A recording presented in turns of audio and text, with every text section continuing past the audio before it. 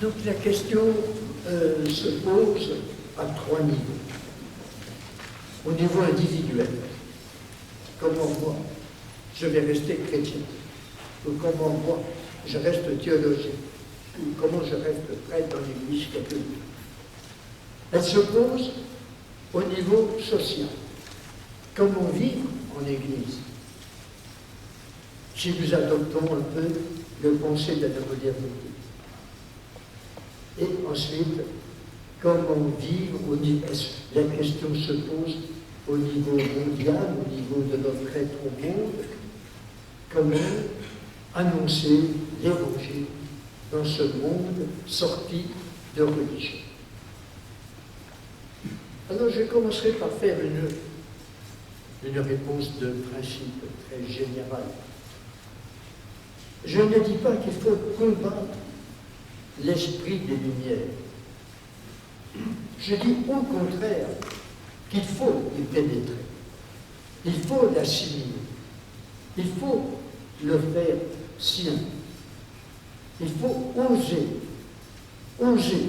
c'est-à-dire oser sortir de minorité. Il faut oser prendre la parole.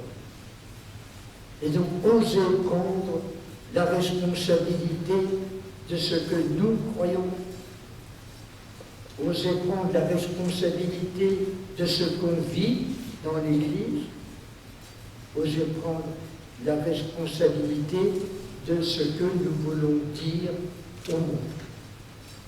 Voilà donc les 3 réponses que je ferai à cette question. Et d'abord, prendre la responsabilité de son être chrétien.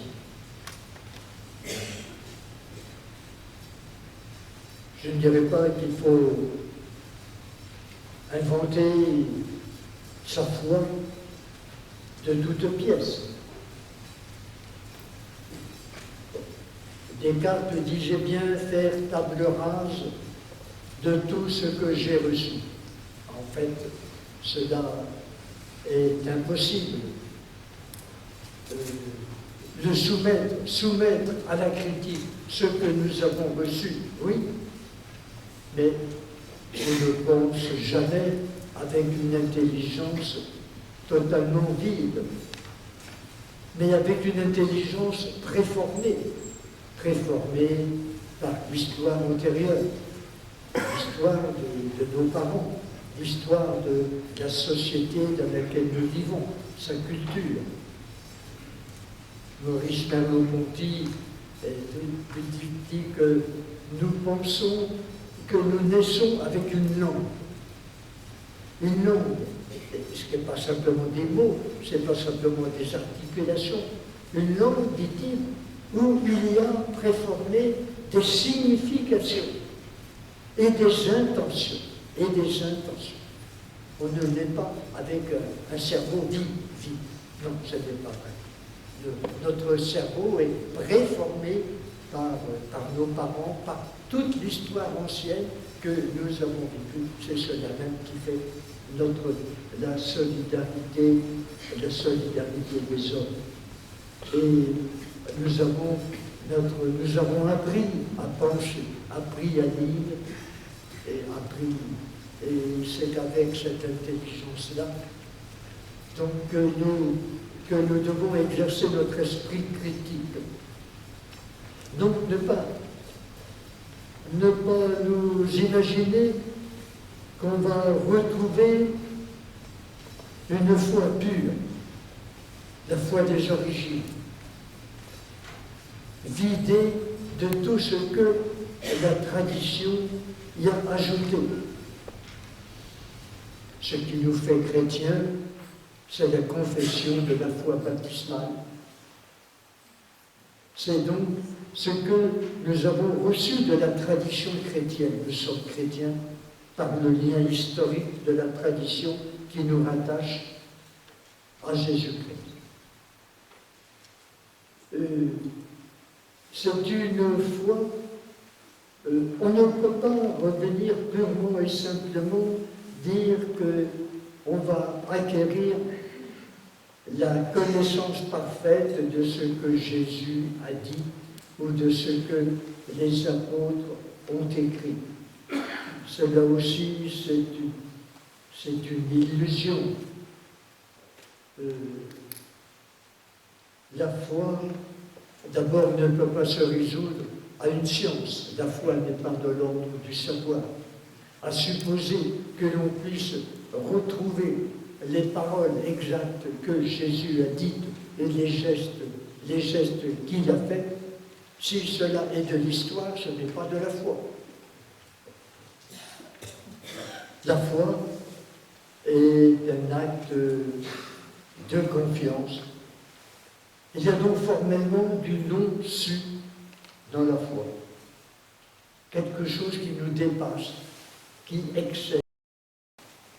La foi vient de l'audition, disait saint Paul. Et puis il voulait dire, elle vient de l'enseignement des apôtres.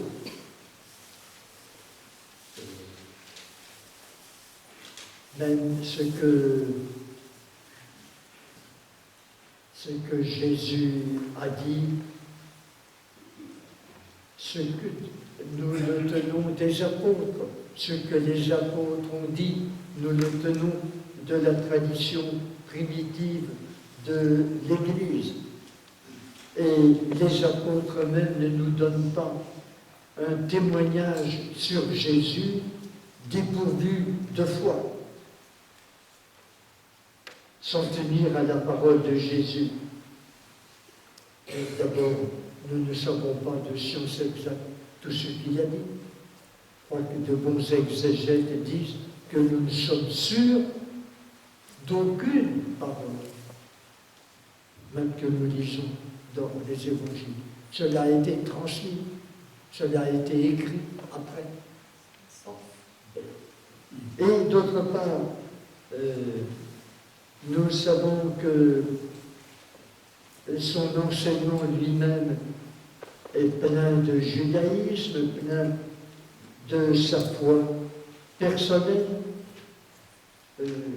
Les apôtres nous ont écrit sur Jésus à partir de la foi dans sa résurrection. Et donc, les récits évangéliques eux-mêmes sont des livres de foi.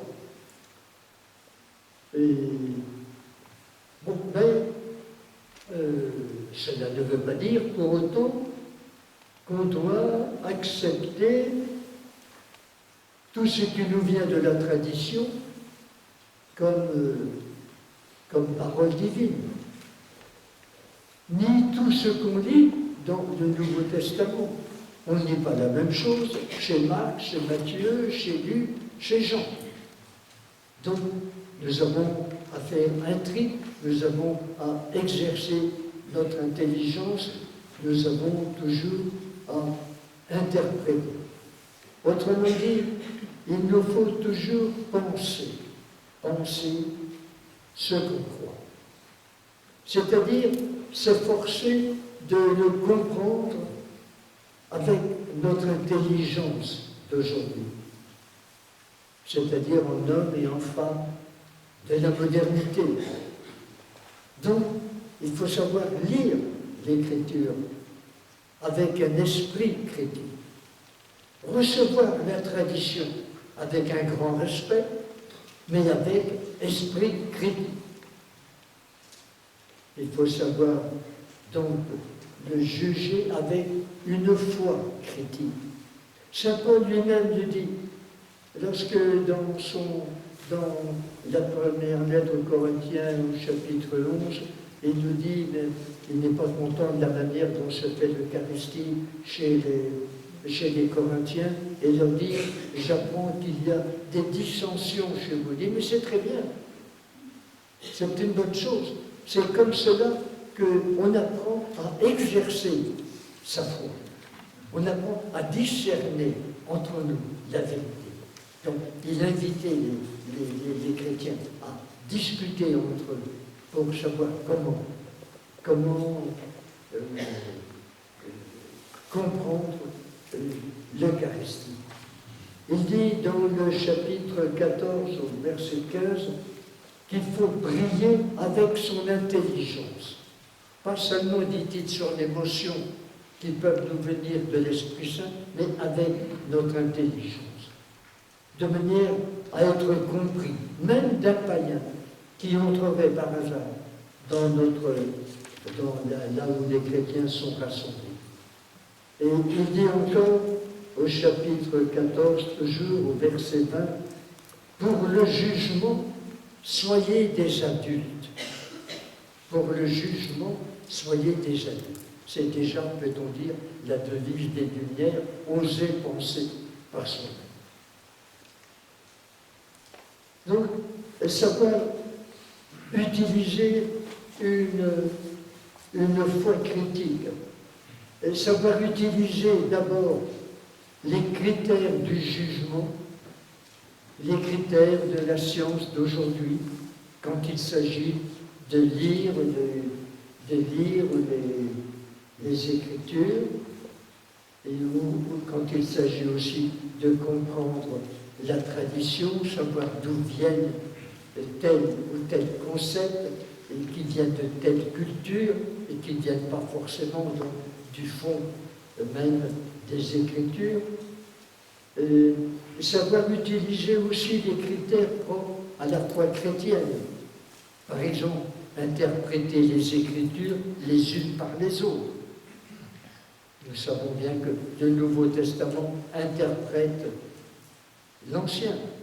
Mais encore faut-il savoir de quelle manière, puisque le Nouveau Testament n'a pas prétendu abolir l'Ancien Testament, mais il le rénove, il en donne une intelligence nouvelle, et que nous devons nous-mêmes comprendre avec un esprit nouveau. Il faut savoir utiliser un texte critique. Vous savez qu'il y a parfois plusieurs versions dans l'Écriture.